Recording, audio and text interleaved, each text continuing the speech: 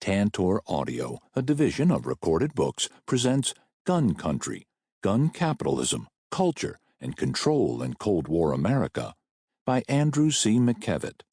Narrated by Bob Johnson.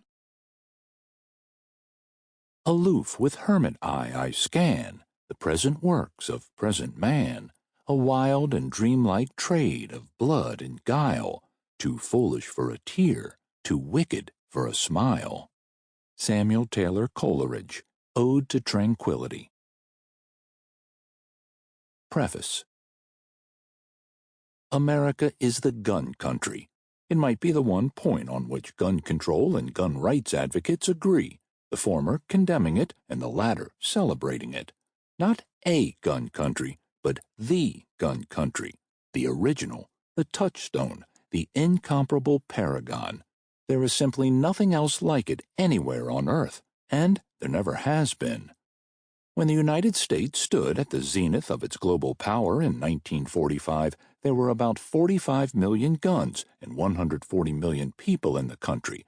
Less than a quarter century later, the number of guns had doubled, while the population had increased only half as much. The era's baby boom was just a blip compared to the boom in guns.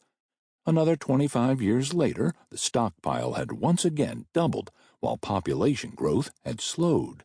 By 2020, the U.S. population was not quite 2.5 times what it was in 1945, whereas there were nearly 10 times as many guns.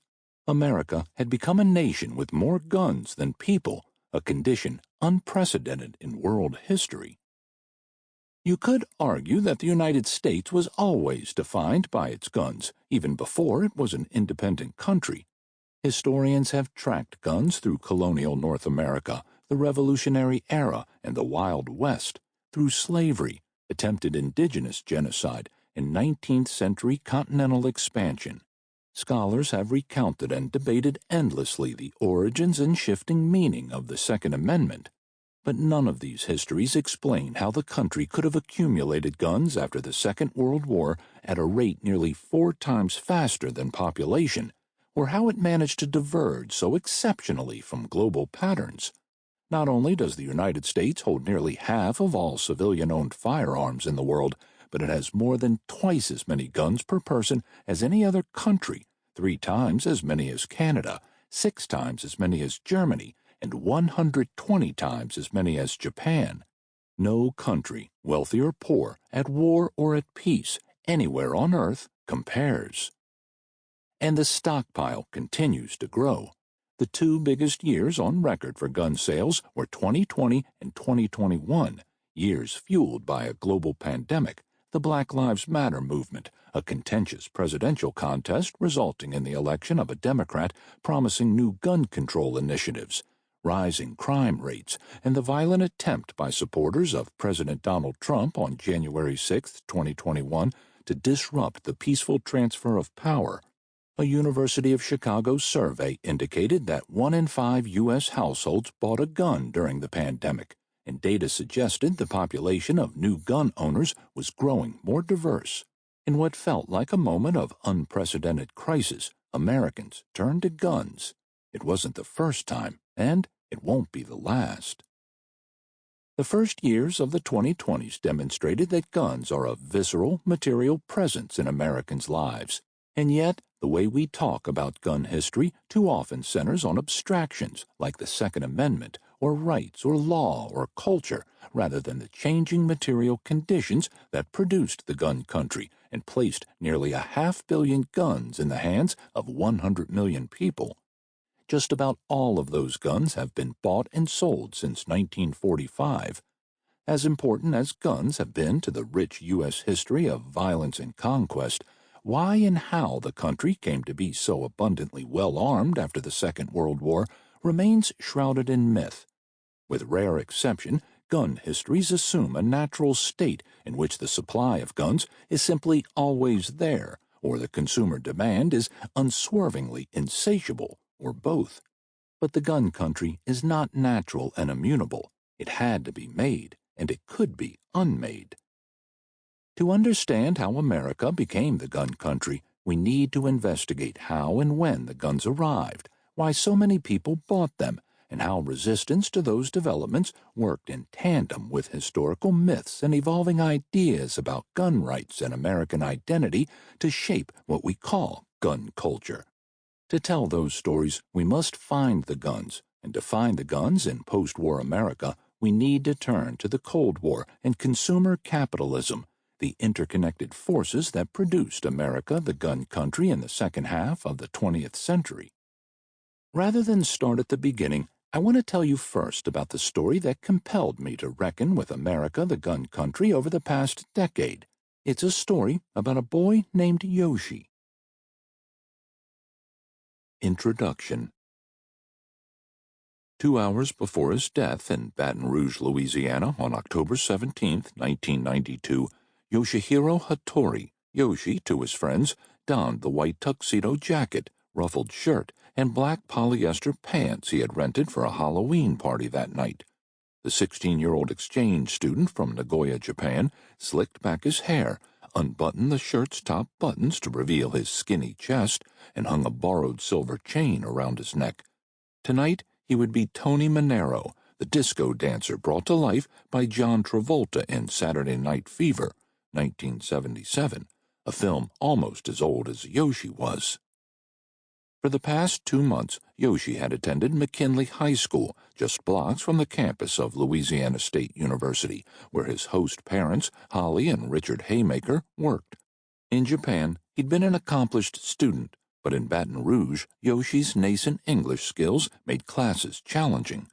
But he was funny, gregarious, and warm.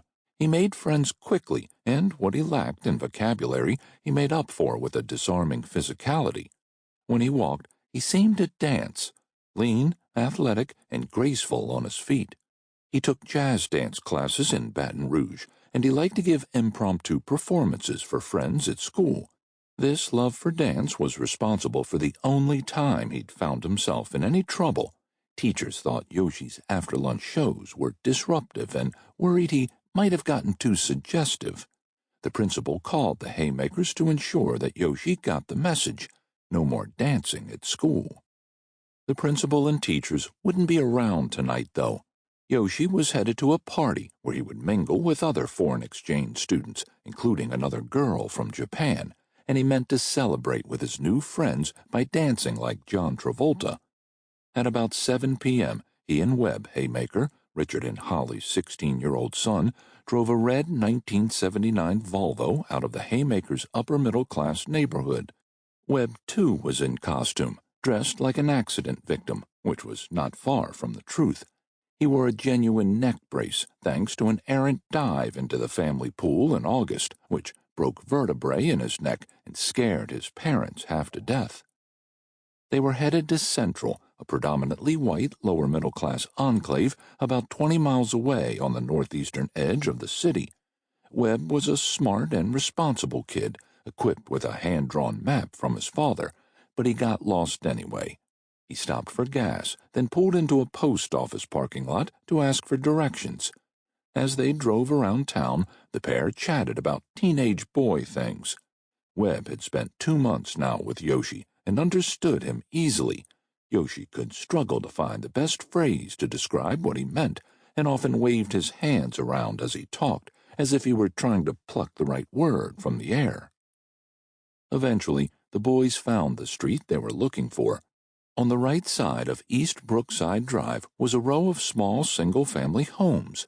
On the left, Central High School. Richard's hand-drawn map included the address for the party, 10311 East Brookside. Webb remembered it as a 3 and a 0 and some 1s. He made a pass down the road and turned around, seeing a house decorated for Halloween. The address, 10131, looked right. Webb didn't double-check his father's map, which he had tossed in the back seat. A little after 8 p.m., they hopped out of the car. Was this the place? The carport light was on, and the festive decorations matched the occasion. Webb thought they looked appropriately spooky. But he and Yoshi couldn't see or hear any party-like commotion. Webb knocked on the front door, or maybe he rang the doorbell, if there was one, he couldn't remember later, and nothing happened. Then the boys heard a noise in the carport. They moved to investigate and saw a small child peeking out the blinds of the carport door. As they approached, the child's mother, Bonnie Pierce, wearing a robe and glasses, opened the door. "Excuse me," said Webb, moving toward the door, shuffling alongside Bonnie's Toyota station wagon, Yoshi behind him. She quickly slammed the door. Clearly, this wasn't the right house. Webb and Yoshi walked back toward the car and stood on the sidewalk by the Pierce's mailbox, looking up and down the street, wondering where the party might be. Then the carport door swung open, loud enough for Webb and Yoshi to hear. They saw the silhouette of a man standing in the doorway, holding a gun made famous by another 1970s Hollywood icon, Clint Eastwood's Dirty Harry, 1971. Inside 10131 East Brookside Drive, Rodney Pierce had just sat down to dinner, eggs and grits washed down with a whiskey and Coke to take the edge off after a long day on the job at a local Winn-Dixie supermarket where he worked as a butcher. In contrast to Yoshi Hattori, who had traveled halfway around the world to Pierce's doorstep, 31-year-old Rodney had never lived outside of East Baton Rouge Parish. Rodney described himself as a country boy and had grown up in rural Zachary, about 20 miles north of the state capital. He claimed he didn't have a racist bone in his body, that he was raised in a family without prejudice. But his own son later said, and a previous wife confirmed, that Rodney and his father constantly used racial slurs. Investigators would be tipped off that Rodney's father had connections to the Ku Klux Klan. In a deposition, the elder Pierce admitted that he had been president of a local chapter of the National Association for the Advancement of White People, the organization founded by infamous white supremacist David Duke in 1979 after his own break with the KKK. Rodney's father had taught him not only the white Southern tradition of race, but also the white Southern tradition of guns. Rodney kept 5 of them in the house, none of them locked up, even though 3 children lived there. One handgun, a .25 caliber pistol, had recently gone missing. It would later turn up in the room from which Rodney emerged into the carport that October night. Like many other Southern white men, Rodney had no formal training to handle any of his guns. He was the first generation to come of age in the era of the all-volunteer military, and he didn't volunteer. But he was comfortable firing them. He had shot stray animals on his father's farm in Zachary, and one time he killed a dog that had wandered into his backyard in Central. Rodney also thought of his guns as tools for defending himself, his family, and his home. Baton Rouge was in the midst of a half-decade climb in violent crime, even if it rarely touched predominantly white neighborhoods like Central. The era's crime spike was concentrated instead in working-class black neighborhoods, where the twin crises of poverty and the crack epidemic pinned in residents, an urban phenomenon replicated throughout the country in the late 1980s and early 1990s. Media in cities like Baton Rouge reproduced images of black urban violence, which provoked anxiety about street crime among the white residents of neighborhoods like Central. Yet random acts of violence by strangers were statistically rare in Central, as was the case just about everywhere else in the United States. Since the advent of reliable crime data in the mid-20th century, the vast majority of gun violence victims have known their shooters personally, and Rodney was especially worried about someone Bonnie knew all too well. Bonnie always seemed to be on edge. She forbade the children from looking out the windows if she wasn't home. She avoided grocery shopping at night for fear of being abducted. She wouldn't even put the garbage cans out to the curb after dark if she could see anyone walking down the street. It might have been the general panic about rising crime that got to her, though it may also have been her ex-husband. She had married him when she was just 16, and she claimed that he had been a drug dealer. Someone had stolen tools from the Pierce's carport recently, leading Rodney to suspect Bonnie's ex and to tell a neighbor, "If I ever catch him under my carport, I'll shoot him." It had all combined to leave Bonnie skittish, a neighbor said, afraid of her own shadow. When she heard a knock at the front door after 8 p.m. that Saturday night, Bonnie's internal alarms went off. She decided not to answer, hoping the visitors in the dark would go away. Her young son peeked out the blinds of the carport door and could see two people standing in the driveway. Bonnie opened the door halfway to get a better look, at which point the visitors approached. She could make out two teenagers, one who appeared to be hurt, and the other Oriental, Mexican, or whatever, she would later say. The injured one said, "Excuse me," as he moved toward her, sidling alongside Bonnie's Toyota station wagon. She slammed the door as adrenaline flooded her nervous system. In that moment, there was no thinking at all, she later recalled. She shouted to Rodney in the kitchen, "Get the gun!" Rodney rushed from the kitchen to the bedroom closet and found a case holding a Smith & Wesson .44 Magnum 6-shot revolver, a massive handgun made famous by Eastwood's eponymous character in Dirty Harry. Rodney's was modified with a large scope, purportedly for hunting. Bonnie shoved her three kids into the bedroom and followed Rodney to the carport door. She said nothing to him about what she saw, and he didn't ask any questions. A minute hadn't passed from the time Bonnie slammed the door on Webb and Yoshi and the moment Rodney opened it, armed with one of the most powerful handguns ever made. When he heard the door swing open, Yoshi started back toward the carport. Maybe this was the house after all, he might have thought. "We are here for the party," he said, moving quickly up the driveway, light on his feet as always. But Webb could see that something wasn't right. The man was standing, silent, in a firing position, two arms extended, two hands gripping a large handgun. "Yoshi, no," Webb said. "Yoshi, come back." He followed Yoshi up the driveway at a more cautious pace. "Yoshi, come back." Bonnie stood behind Rodney. She told him to close the door. He ignored her. "We're here for the party," Yoshi repeated. "Freeze," shouted Rodney. "We are here for the party," Yoshi said again. Webb sensed Yoshi hadn't understood the command. As for Rodney, he later explained that he had waited on a lot of Orientals at the supermarket, but he struggled to understand them. He said he heard Yoshi say something that night, but it wasn't English. As he moved closer, Yoshi held up his hands in that way he tended to do when he was trying to make himself understood to English speakers. In his left hand, he gripped the camera he had used the last 2 months to take pictures of the sights of America, of new friends and family. Just a week earlier in Baton Rouge, he had snapped some photos of a presidential candidate on the campaign trail named Bill Clinton.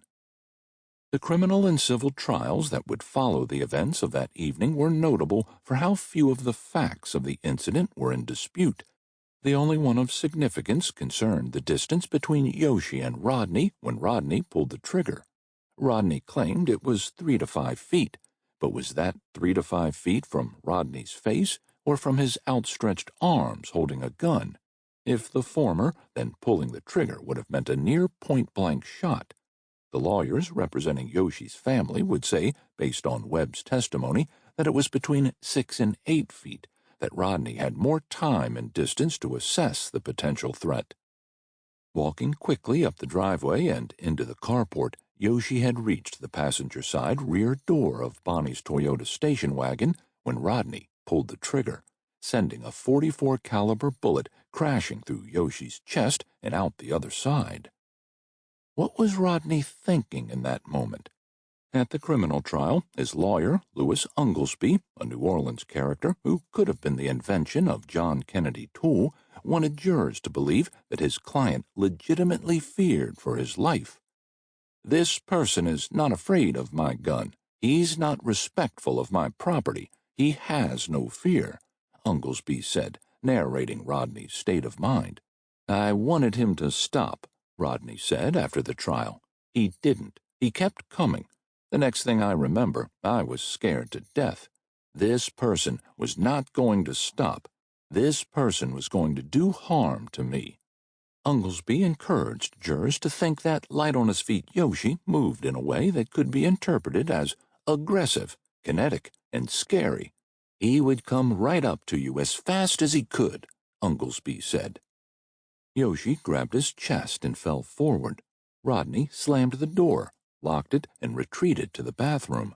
He vomited in the toilet, then went to the kitchen, placed the gun on the table, and waited for the inevitable arrival of the police. Bonnie stood behind him, grasping his shoulders and speaking in tongues, praying for salvation and perhaps for forgiveness. Webb knew immediately what had happened. He ran, crying and screaming hysterically, to the front door of the Pierce's neighbor, Stan Lucky, and told him to call 911.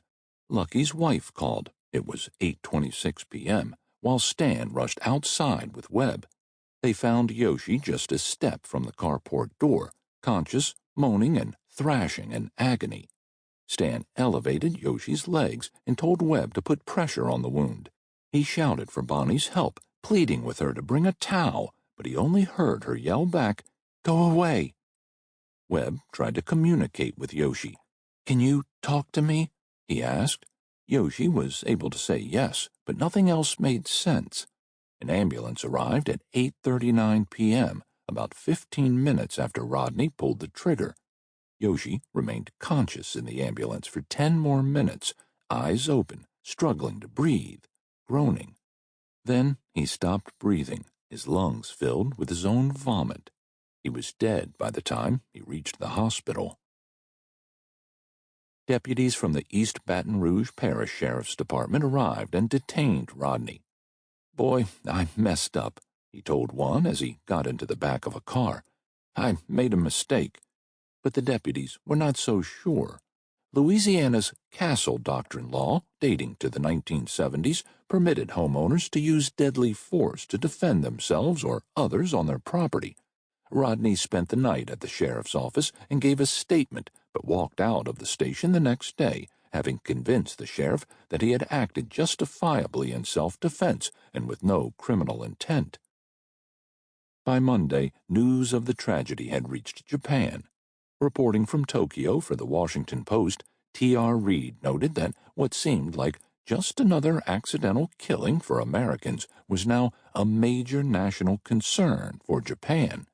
Shooting deaths were rare in the country. There were fewer than 100 total annually in the 1990s, a figure that would drop to just 9 in 2018, compared to more than 30,000 in the United States. News reports fixated on the colloquial use of the word freeze. They displayed dictionary entries of the word that didn't include the definition stop moving.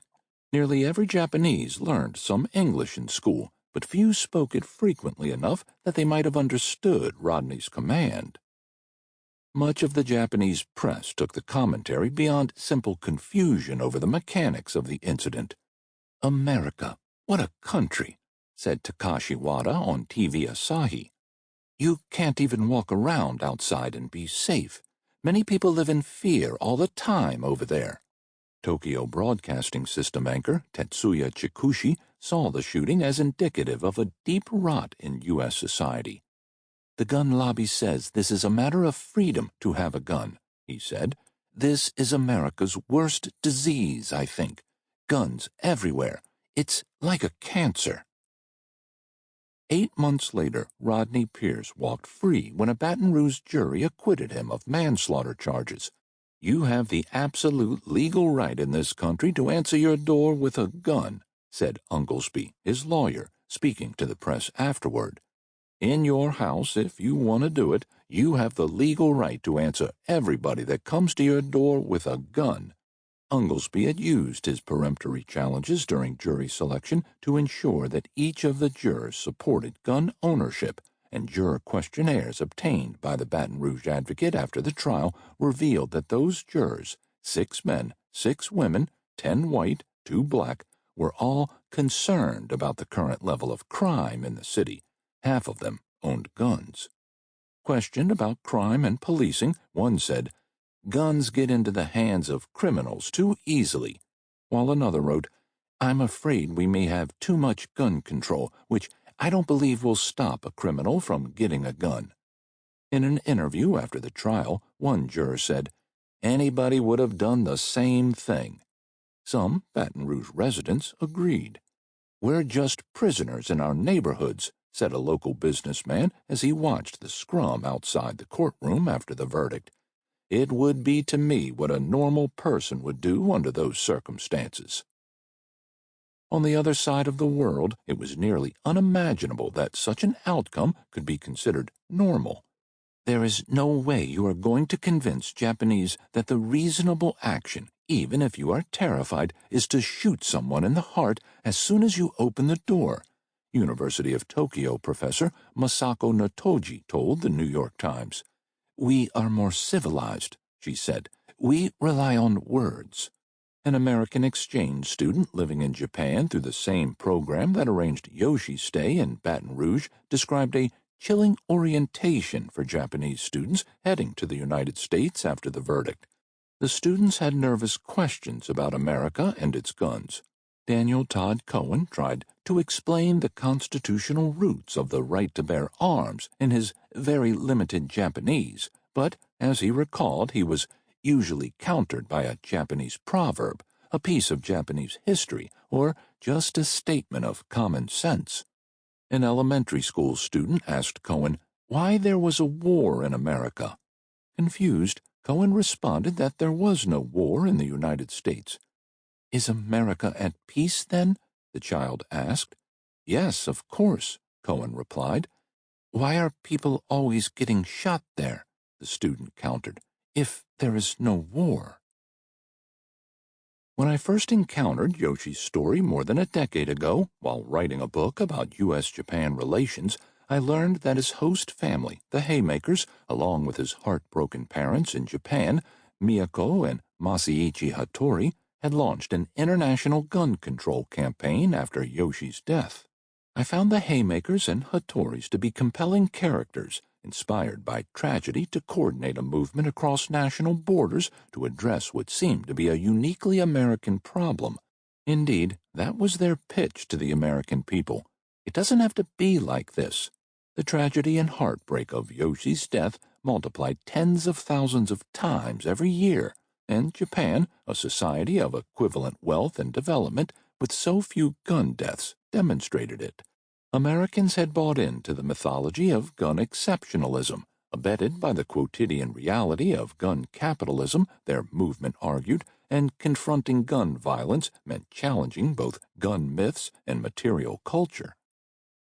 Yet by the 1990s, attitudes toward the gun country at home and abroad had calcified over the previous 2 decades, and even with their global perspectives, the Haymakers and Hattoris soon hit a wall. In making their appeal for justice, they joined a gun control movement divided over strategies and tactics after struggling to stem rising rates of gun ownership and violence since the 1960s. They were opposed by a strong gun rights movement, most prominently represented by the National Rifle Association, NRA, that had come to see even the most moderate of reforms as a slippery slope toward tyranny. They criticized a gun industry that had created new mass markets for home and self-defense in the 1970s and 1980s, cultivating fear for profit. As they organized, they befriended countless people in Japan and around the world, but even with global and domestic support, this American riddle remained intractable.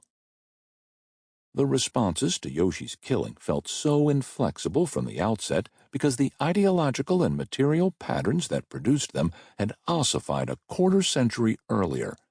As I looked deeper, I learned that the activists inspired by Yoshi were not the first to ask why U.S. gun culture and violence stood in such great relief from the rest of the world.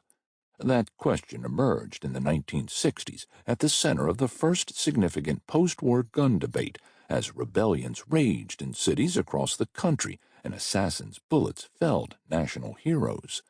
As I investigated that history and combed through archives that scholars have rarely used to write it, I discovered that much of the rhetoric and ideas of the gun politics of the 1990s and of our gun politics today emerged in the years leading up to and following the passage of the Gun Control Act of 1968, which, as a result, serves as a crucial turning point in the story that follows. These ideas were forged in the Cold War, draped in patriotism, anti-communism, and anti-globalism through and through. and yet they were inextricably linked to the consumer capitalism that emerged alongside the Cold War, the economic system that deftly Sample complete. Ready to continue?